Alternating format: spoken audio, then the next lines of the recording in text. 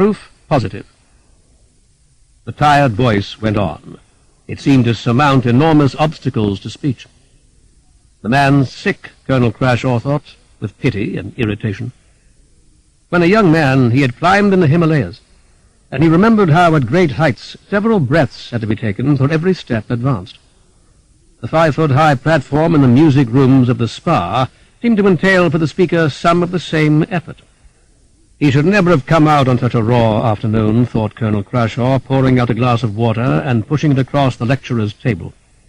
The rooms were badly heated, and yellow fingers of winter fog felt for cracks in the many windows.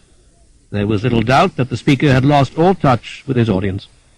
It was scattered in patches about the hall, elderly ladies who made no attempt to hide their cruel boredom, and a few men with the appearance of retired officers who put up a show of attention.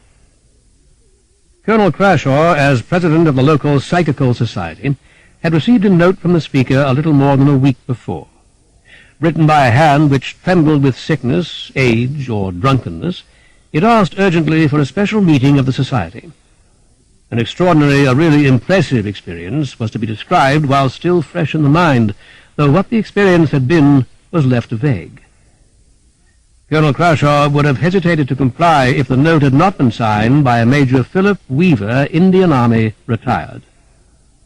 One had to do what one could for a brother officer. The trembling of the hand must be either age or sickness. It proved principally to be the latter when the two men met for the first time on the platform. Major Weaver was not more than 60, thin and dark, with an ugly, obstinate nose and satire in his eye. The most unlikely person to experience anything unexplainable. What antagonized Crashaw most was that Weaver used scent.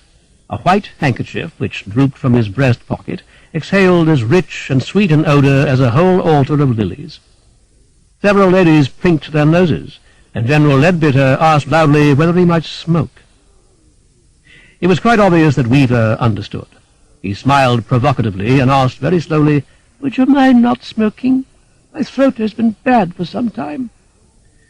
Crashaw murmured that it was terrible weather. Influenza throats were common. The satirical eye came round to him and considered him thoughtfully, while Weaver said in a voice which carried halfway across the hall, "It's cancer in my case." In the shocked, vexed silence that followed the unnecessary intimacy, he began to speak without waiting for any introduction from Crashaw. He seemed at first to be in a hurry. It was only later that the terrible impediments were placed in the way of his speech.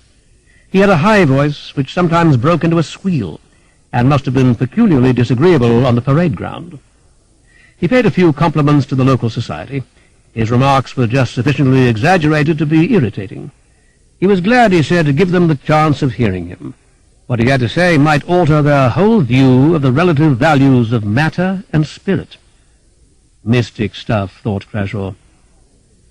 Weaver's high voice began to shoot out hurried platitudes. The spirit, he said, was stronger than anyone realized. The physiological action of heart and brain and nerves was subordinate to the spirit. The spirit was everything. He said again, his voice squeaking up like bats into the ceiling, "The spirit is so much stronger than you think." He put his hand across his throat and squinted sideways at the window panes and the nuzzling fog, and upwards at the bare electric globe sizzling with heat and poor light in the dim afternoon.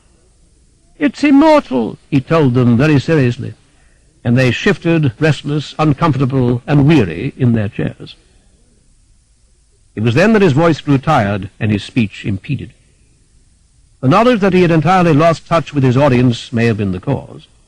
An elderly lady at the back had taken her knitting from a bag, and her needles flashed along the walls when the light caught them, like a bright, ironic spirit. Satire for a moment deserted Weaver's eyes, and Crashaw saw the vacancy it left as though the ball had turned to glass. "This is important," the lecturer cried to them. "I can tell you a story." His audience's attention was momentarily caught by his promise of something definite, but the stillness of the lady's needles did not soothe him. He sneered at them all. "Signs and wonders," he said. Then he lost the thread of his speech altogether. His hand passed to and fro across his throat, and he quoted Shakespeare and then St. Paul's epistle to the Galatians. His speech, as it grew slower, seemed to lose all logical order, though now and then Crashaw was surprised by the shrewdness in the juxtaposition of two irrelevant ideas. It was like the conversation of an old man which flits from subject to subject, a thread a subconscious one. "When I was at Simla," he said, bending his brows as though to avoid the sun-flash on the barrack square.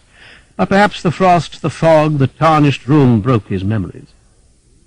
He began to assure the wearied faces all over again that the spirit did not die when the body died, and that the body only moved at the spirit's will.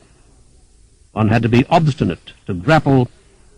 Pathetic, Crashaw thought, the sick man's clinging to his belief. It was as if life were an only son who was dying and with whom he wished to preserve some form of communication. A note was passed to Crashaw from the audience. It came from a Dr. Brown, a small, alert man in the third row. The society cherished him as a kind of pet skeptic. The note read, "Can't you make him stop? The man's obviously very ill, and what good is his talk anyway?" Crashaw turned his eyes sideways and upwards, and felt his pity vanish at sight of the roving, satirical eyes that gave the lie to the tongue, and at the smell, overpoweringly sweet, of the scent in which Weaver had steeped his handkerchief. Man was an outsider. He would look up his record in the old army lists when he got home. "Proof positive," Weaver was saying, sighing a shrill breath of exhaustion between the words. Crashaw laid his watch upon the table, but Weaver paid him no attention. He was supporting himself on the rim of the table with one hand. "I'll give you," he said, speaking with increasing difficulty, "proof His voice scraped into stillness, like a needle at a record's end. But the quiet did not last. From an expressionless face, a sound which was more like a high mew than anything else, jerked the audience into attention. He followed it up, still without a trace of any emotion or understanding, the succession of incomprehensible sounds, a low labial whispering, an odd jangling note, while his fingers tapped on the table. The sounds brought to mind innumerable seances, the bound medium, the tambourine shaken in mid-air, the whispered trivialities of ghosts in the darkness, the dinginess, the airless rooms. Weaver sat down slowly in his chair and let his head fall backwards. An old lady began to cry nervously, and Dr. Brown scrambled onto the platform and bent over him. Colonel Crashaw saw the doctor's hand tremble as he picked the handkerchief from the pocket and flung it away from him.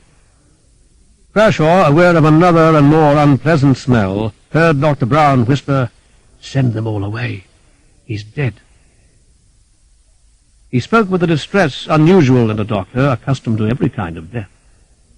Crashaw, before he complied, glanced over Dr. Brown's shoulder at the dead man. Major Weaver's appearance disquieted him. In a long life he had seen many forms of death, men shot by their own hand and men killed in the field, but never such a suggestion of mortality. The body might have been one fished from the sea a long while after death. The flesh of the face seemed as ready to fall as an overripe fruit. So it was with no great shock of surprise that he heard Dr. Brown's whispered statement, "The man must have been dead a week." What the colonel thought of most was Weaver's claim, proof positive. Proof, he had probably meant, that the spirit outlived the body, that it tasted eternity.